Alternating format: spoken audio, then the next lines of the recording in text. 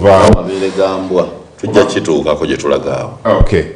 Abwoyogerayo wano mu 7 commissions Mpondwe one stop border post biri mu New Vision wano emboozi osobola okubikkula n'obeera ng'ozisoma bulungi nnyo. Bwe tweyongerayo bakuleetedde eggulire wano eriga nti Christmas fever fares rising day by day. Ebisale by'entambula naddala bagenda mu byalo n'ewalala kati byeyongedde.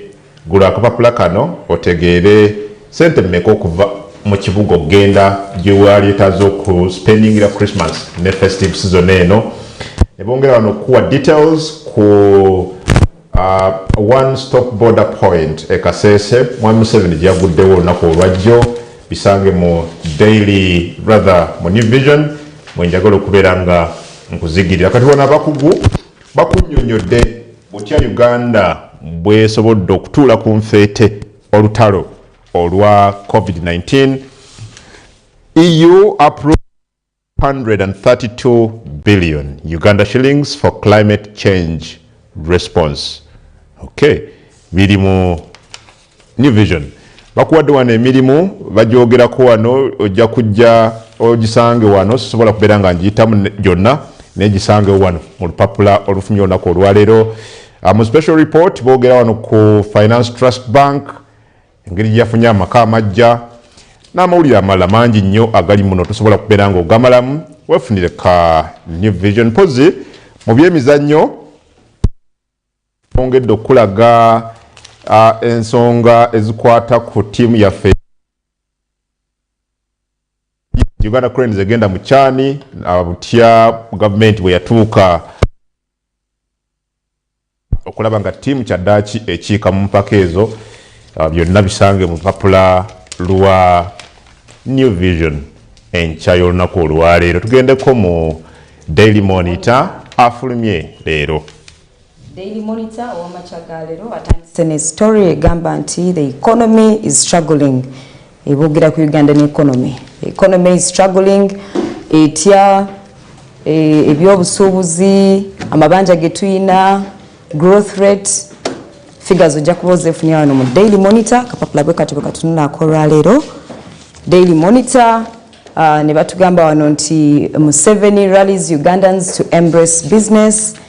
Mukulembeze abadde atambula ennaku zino abadde atambula nnyo abaddeko mu mawanga ag'ebweru abaddeko mu US abaddeko mu UK ng'agezaako era to rally business and to mobilize for markets naye nga yakomyewo era olunaku lwajjo yabaddeko ku boda ye Congo ng'agamba nti he's back to work. Mukulembeze akulikeyo ku mawanga. Then wano nitulaba nti KCCA 61 trillion to rebuild dilapidated roads. KCCA yetaaga ensimbi 1 trillion okugezaako kuddaabiriza enguudo eziri mu mbeera embi. Bagambye waneeno bwe twengera mu New Vision bagambye nti police probe Mbale Industrial Park fire. Industrial Park y'Embale eyo eggulo yakutte omuliro. Company emwe ya Graceform yakutte omuliro ensimbi nyingi zayononesaawo mu muliro ogwo. Era police egambye nti it's probing the cause of the fire tebanaba kutegeera kikyaviiriddeko omuliro ogwo. Details ojja kuba ozeefunira neno mu Daily Monitor. Twengere mu Daily Monitor bagambye nti the country Museveni agambye nti the country is now open resume business. Mukulembeze eggwanga Yoweri Kaguta Museveni agambye nti abantu bagende mu maaso bakole emirimu gyabwe kubanga we declared Ebola free I think. Yeah, so tobaako nakyeweekwasa genda mu maaso okole. Wano Daily Monitor bagambye nti the melting economy chokes Ugandans. Economy si nnungi tuzze tuyimba olimba lwa economy ne luvaamu n'okusaagirira abamu bagiyita economy naye nga economy yo si nnungi naye nga tulabye nti bannayuganda bangi tebali bulungi mu byenfuna. Naye atera ku page eddako no mu Daily Monitor batugambye nti IMF to give Ugandan government 870 billion for economic recovery. Ago mawulire malungi naye era gaba mabanja ago tuli gasasula. Simon. tulisasula amabanja ago oba abaana baffe baligasasula n'abazzukulu baligasasula bali bate bali yeyongera kwongera kwewola was most important babongera kwewola ne batasasula but that's the world kale era tweyongerayo mu Daily Monitor bagambye nti General Salim Saleh dismisses Muhoozi Museveni leadership talk. How, why, you'll get the details on mu Daily Monitor. Daily Monitor era eneggulire mu National News bagambye Ugandan woman arrested in India with 2 billion drugs. Okay. Ugandan woman arrested in India with 2 billion drugs. Drugs chi bamukwatiddewa ojja kwongera okufuna details ezo n'okumanya ani yakwatiddwa ono mu Papara Daily Monitor. Ate era ne batugamba suspected Ebola patient dies in a park. You said you were Ebola free. Ate batugambe tuli Ebola free. You said you anyway suspected. Alisa bateebereza. Ayinza okuba alina signs ezimu ezeefaananako ne Ebola naye nga mu park eyo waggulu. Kale mu Daily Monitor batugambye 3 villages caught in Wakisoland Rango. 3 villages caught in Wakisoland Rango. Which villages? Jakuba oyongera okufuna details ezo. Land, Kampala Land Board petitions Museveni over leases. Kulembeze ayina byalina okutebyawo. Tweyongera batugambye media houses should skill newsrooms to survive. That is from an expert. Newsrooms need skilling to survive. Expert ali wano batugambye jakuba oyongera bifuna wano mu Daily Monitor. Inside Africa's quest for visa-free travel. Bili mu Daily Monitor. DM Today. Black spots to watch out for this Christmas. Gwena atebereza oba asuubira okutambulako Christmas season eno. Gezaako ofuna akapapula kano olabe which hotspots ebitundu ebibeerako nnyo obubenje ku nguudo ku highways. So osobola okwongera okumanya which hotspots are those. Ago n'amalala mangi mu Daily Monitor ndooza omukulu Sir Simon Yanga Lutaya katwaleko mu bukedde. Thank you Doreen Mwesige. Empaako yaako akiiki. Empaako yanga Adieri. Kale nze Adieri wammwe katandikira gali mbukedde olupapula lw'Oluganda olwangu okusoma. Omukono ogusooka kuliko amawulire mangi amakulu ga nti ebya Hamu n'Emmengo tebinnaggwa. Waliwo ebipya ebizuuse ku project okuli Hamu Towers. Ojja bisanga omukono gw'okutaano gw'olupapula lw'Abukedde. Poliisi ekaaye ku taxi bus ne boda esaabaza abasekukulu. Etaddewo ebiragiro ebikakali 22 ebiragiro kyo ojja biraba mu lupapula luno lw'Abukedde. Ku mukono gw'okubiri owa Ukraine agenze mu America kunona byakulwanyisa asonjole Putin. Waba Putin owa Russia. Ebintu si birungi. Olutalo lulabika luzitoye. Enjogera y'abantu baga nti kimutuddemu. Oli ali mu America alabe njafunamu obuyambi. Ebiragiro 22 Poliisi byetaddewo okukuuma abantu mu nnaku enkulu kuba taxi bus ne boda. Bibino byesomere ojja kulaba ebagamba. Pulezidenti Yoweri Kaguta Museveni bamwogeddeko mu Bukedde ku mukono gw'okutaano nga bwaguddewo ekifo munayitanga ebyamaguzi one stop border post. Kifo kirungi nnyo kitegeeza nti baguddewo ekifo wootuukira nga buli kyoyagala kyonna ekyebyobusuubuzi oba banka oba Uganda Investment Authority oba Uganda Revenue Authority oba biki byonna eby'emisolo ng'obisanga awo. Kino kigenda kutereeza ddala ebyenfuna bya Uganda muyogeyoge nnyo bannaffe abadde bakola omulimu guno era twagaliza abasuubuzi abanakoze ekifo kino ekiseera ekirungi. Kale KCCA efunye obuwumbi 1000 okukola enguudo. Mukyala Dorothy Kisaka yategeeza nti KCCA efunyeyo obuwumbi 1000 ebeeka enguudo z'enkola. Tulowooza nti zijja kukyusa ekibuga Kampala muba mukola enguudo bannange waggulu ewaffe eno saidi y'ekisaasa eyo waliwo ebuguudo bwetaaga okukola mubalire ddala Kampala ayogera okulabika obulungi. Kale e Masaka nabo balina ebiragiro ebikambwe byateekwa okukola. Ku peegi oba ku mukono gw'omunaana waliwo ekifaananyi kirungi kigati Sudiiri yeegasse ku Kadinali Wamala okujaguza emyaka 65 egy'obusesseroti. Kadino Wamala omutiibwa twamuyitanga ajaguza emyaka 65 mu buweereza bw'Ekereziya. Twagala okumuyozayoza happy birthday Cardinal Emmanuel Wamala, the humble servant of the Lord, a very respectable man I have known, very committed and dedicated to his service, fearless, bold and good. Happy birthday Cardinal Emmanuel Wamala. I admire this man gwe balaze ku mukogo nga Sudiri Lupaleria n'agaga mu Kampala asala keeki oba keeke ne Cardinal Wamala. I admire this man called Sudiri. I think he has that very, very wonderful heart. The man has a very organized life. I don't know how I can emulate that type of life. Today he's in business. The other day you find him, the way he balances his businesses and his public relations, his social networks. Tomorrow you find him with the journalists. The other you see him in pictures. He's very social. That I admire that. And the man ever looks stress-free. Even in the wake of, there was a time there was trouble in his empire over the DFCU and the Bank of Uganda, robbery or burglary or whatever, you theft or something, fraud as it was. You still see Sudiri Lupaleria, he looks organized and stress-free. I think if I get opportunities, one man I would want to have here and ask him, Sudiri talaga stress. Emberere we yalinga nene nyawo tubaloza covid abakwenga nti abapangisa tubawadde emyezi esatu ejjobwerere. That kind of thing is here now. How he got to the Catholic Church Okwanga is one of the privileged people to celebrate the birthday of Cardinal Emmanuel Wamala is also wonderful. Thank you, Sudiri Lupaleria. Don't teach Rajiv only, teach us also how to live an organized life. We need to do that. How do you do it? How do you balance it? We need to learn.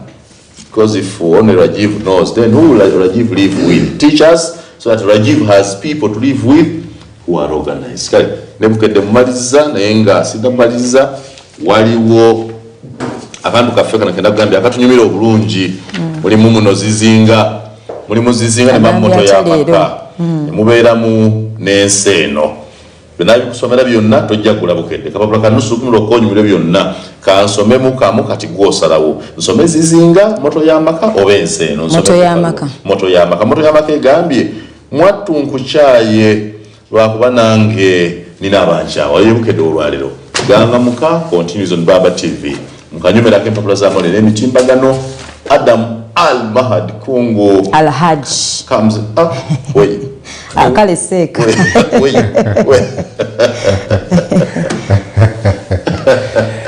Okay, welcome back. Oyo Sir Simon Myanga Lutaya mulide. Sinaba kufuuka Al-Hajj Doreen, but hopefully I will in the next few years. Kano ke kanyomero akagafulumidde mu mpapula z'amawulire ne ku mitimbagano. Kati njagala tugende ku mitimbagano bingi ebiriyo naye nga njagala kujjukiza nti kyakutedda ku mitimbagano nga enjogera ennaku zino bweri ku mitimbagano gye tuli ku Twitter, ku Facebook, kyakutedda gye mulimu commentinga abawandiika abavuma waliwo abadde avuma omwami ono naye ndowooza tuwongere okukozesa olulimi olulungi nga tetuattackinga abantu. But anyway, simanyi oba freedom of expression and speech ekyo kyetegeeza. Omukulu ntwabadde naye wano ku Baba TV Meya w'Ejjinja Kasolo Peter Okocha, era leero ku Facebook gendayo katubuuza ekibuuzo ekigamba nti we need an ideology if we are to build a political party. Statements like toyina kyotugamba are loose talks. Let us be intelligent enough. Talina kyatugamba, yet he is the president. What do you think about those words? Genda ku Facebook Baba Television Uganda. I've seen some of you commenting. Some are attacking this gentleman, but let's look at some of them. Onagambye ye David Masingano agambye Mayor is an intelligent man who reasons intellectually. Oyo bwagambye ye David Masingano. Ate Chimbo wa Santos agambye addeyo mu okay simanyi kyotegeezezza. Promoter Evro agambye oyo musoga mugezi nnyo. Kale webale nnyo. Naye wano waliwo bamuyita Majid Sendiowa agambye that young man is just excited. Which ideology?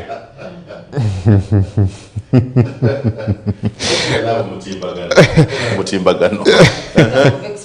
Yes, that's good. Yes, which ideology do you need with the current state of affairs? Some people behave as if they are not in Uganda. the problem to this country is that since time immemorial, there has never been a peaceful transfer of power in Uganda. So which ideology are you talking about? Majid. But transfer of power is not ideology. But I agree with Majidu that we have not witnessed a peaceful transfer of power, and we need to look at one, although that does not constitute an ideology anyway. I think what the mayor was trying to say is an idea that we should examine. I think next week, like I told you last week, in this country, it is only the National Unity Platform that has appointed a special officer, special manager, a special director in charge of ideology. That man is called Pastor Andrew Mwanguzi. He lives in Jinja. Yeah. He's a member of the National Unity Platform. I am excited to learn from him what ideology is he building for NOP, what was handed to him, what are his roles. Perhaps he will set pace for the other parties. Because I don't know what the NRM ideology is, what the FDC ideology is, what the DP ideology is. That is I also be very excited to see him articulate and telling the public about that assignment. Yeah, okay. Kale bili kumitimbagano gwenda yo join the conversation go genda ku Baba Television ku Twitter. We are actually streaming live osobola okutulaba ku television nnyo. Njagala kula katono nnyo dozolaba wano je tuli bwogenda yo kati ku Facebook page ye jakubera ngo tulaba nange bonyine ali wano berengo ndaba bulungi nnyo nga bwolaba ebiri eyo ku Twitter era je tuli ogenda bugenzi ku mukutu gwaffe @Baba TV Uganda @Baba TV Uganda ku Twitter era literally the same thing. Ogenda yo nobera ngo commentinga no retweetinga no kulaba kimu kyonna kyosobola okulowoozaako. We are there. Kale biche biri ku mitimbagano tandike ne www.plusnews.ug amawulire mangi agaliyo era nga agamu ku go abatandise neggulire erigamba nti Museveni commissions Mpondwe one-stop border post. They have brought you some good pictures. So naku lwajjo General Museveni ng'ali Mpondwe ng'aggulawo that area nga bw'olaba ebifaananyi biibino abakulembeze ab'enjawulo mu kitundu ekyo n'ensonga basobodde okuzinnyonnyola wano ndowooza olaba ebimu ku bifaananyi ebyabaddeyo. Njagala kuzigirira www.plusnews.ug gendayo obeere nga buli kimu kyonna osobola okukyesomera. Ate wano bagambye Parliament to pay tribute to late Patrick Okabe Thursday. Lunaku lwa leero omukulu ono abadde member of Parliament owa Serere. Leero Parliament egenda kubeera nga emusiibula mu butongole enteekateeka ez'okumutwala okumussa mu nnyumba ye ey'olubeerera zaatandise olunaku olwajjo ku Lwokusatu bwe yatwaliddwa mu maka ge eri ku bitundu eby'emukono.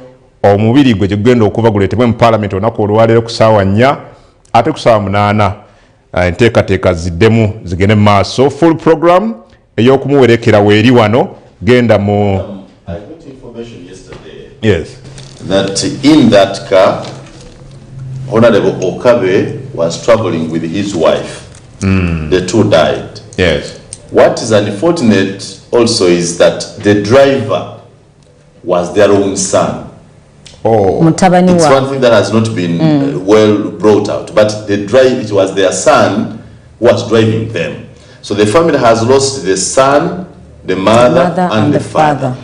But learning from yesterday's program with my sister Farida Nampima, I think as Parliament sits today, one of the things I realize we need is to reorganize the whole transport sector, especially on rules and regulations of whoever is on the road.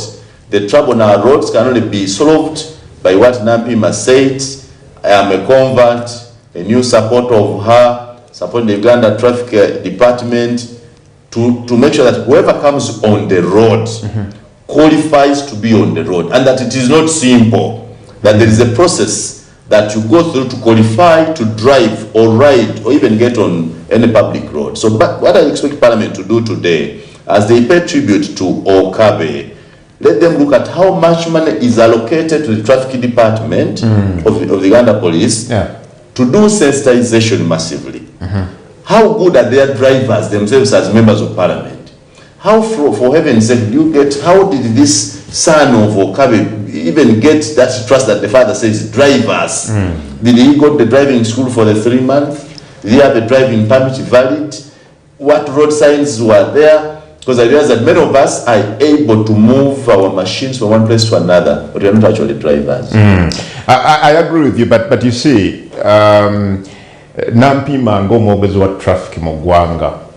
She articulated issues, these very issues yesterday quite well. Kumpapula mukwatulating ebintu bino tuli balungi nnyo. But my concern eriko practicability yabyo okubissa mu nkola. Yes, she has the idea, but how easy is it for this country to realize these ideas she is fronting and putting forward? What I learned, this is what Nampima said at the end, that the reorganization, the restoration of discipline on Naro starts with you. For example, I learned, and I will never do this again. One, sigenda kudamu kuvuga kataka. Sigenda kudamu nga avuga emmotoka. Sigenda kudamu kuvuga kataka. Abantu bagulira akataka ke. Ekyo nakiyize. Akataka ke kachi. Okuvuga akataka kwe kuva ku luguudo odde ku mabbali oyise. Ekyo sigenda kikola. Ekyokubiri, sikyakkiriza wa boda ng'ebitala bitusibye kumpaliza mbu apasuwa atemawo line. That I will not allow again. Ono gwendi naye nga sebo tulinde ebitala bikole ki bitute. That one I mastered and I will keep singing it. I think the other one nayize also that the distance between me and the next person must be that I am able to see the tires of the next car. Those are the 3 things I know. That one meant there was nange ndakye nayize Simon. Nange nayizeyo nti emotoka ebeerako ne capacity ya weight in kilograms emipiira abantu boina okwetika balina kuba ne kilograms meka waliwo ebintu bino bitwala nga bikulu tetubifaako naye emotoka eno bw'ogijuza akabindo naddala mu biseera bino ebya Christmas oyinza osanga emmotoka naddala ezo ezigenda mu byalo nga ejjudde emmotoka erina capacity ey'abantu abano babataano nga mulimu abantu nga 12. Naye ebintu ebyo tubigoberere omupiira bawandikako kilomita zoteekwa okutambula kilograms zoteekwa okwetikka omuko oguteekwa everything, and I did not know this at the age of 44. Wabale nnyo Doreen Nessa Simon Miyaga. So ebyo byebya abadde omubaka Patrick Okabe twangira okugumya famire ye mikwano gye n'ab'enganda ze ku olw'okufiira omwami oyo. Mawulire mangi ndowooza mu Plus News ensonga yeggulire erigamba nti President Yoweri Museveni lyeriddako Mr. Museveni or Museveni to interact with media on Friday. Olunaku olw'enkya General Yoweri Kaguta Museveni, President wa Uganda, agenda kubeera ng'asisinkana abamu ku bannamawulire abalondemu oba abalondeddwamu senior talk show hosts and those who speak what he wants to hear, not those who speak what he must hear. Okay, so kutumalize wano sa Simon. Yeah, but the president tomorrow enchakulo ku 5 agenda kubeera ng'asinkana some of the senior political talk show hosts and senior news managers oba news managers mu ezimu ku media houses ezalondeddwamu, and I happen to be and Baba will be represented by none other than our corporate and communications officer Adam Al-Mahad Congo. Yes, I'm privileged and I'm quite excited that olunaku olw'enkya I will face it off with the president of this country ku nsonga eziriwo mu ggwanga n'endala. I hope ajja kubeera nga yanukula emu ku bibuuzo byaffe. So enkya ku ssaawa 5 ku makya tujja kuba n'omukulu ono mu State House e Nakasero oba mu State Lodge actually Nakasero okwongera okugaayagaaya mu nsonga. Plus News njagala mukomyawo ndowooza nsembyeyo soft power tubeere nga tumaliriza amawulire gano enkya y'olunaku olwaleero. Soft power eriko amawulire mangi. Bakugambye wano URA seizes smuggled wines, spirits, whisks and rice. Lwaki bisange wano? Ne bongerako wano Makerere Department of Literature honors celebrated African poet Professor David Rubadiri. Amawulire weegali wano lwaki bamusiimye bisango n'amalala mangi ojja gendayo www.softpower.ug genda ku ne ku SML News amawuli gye gali mangi nnyo www.smlnews.ug gendayo kati embeera ebirege kutambulira ddala bulungi. Nze Adam Konko katujje n'ebirala.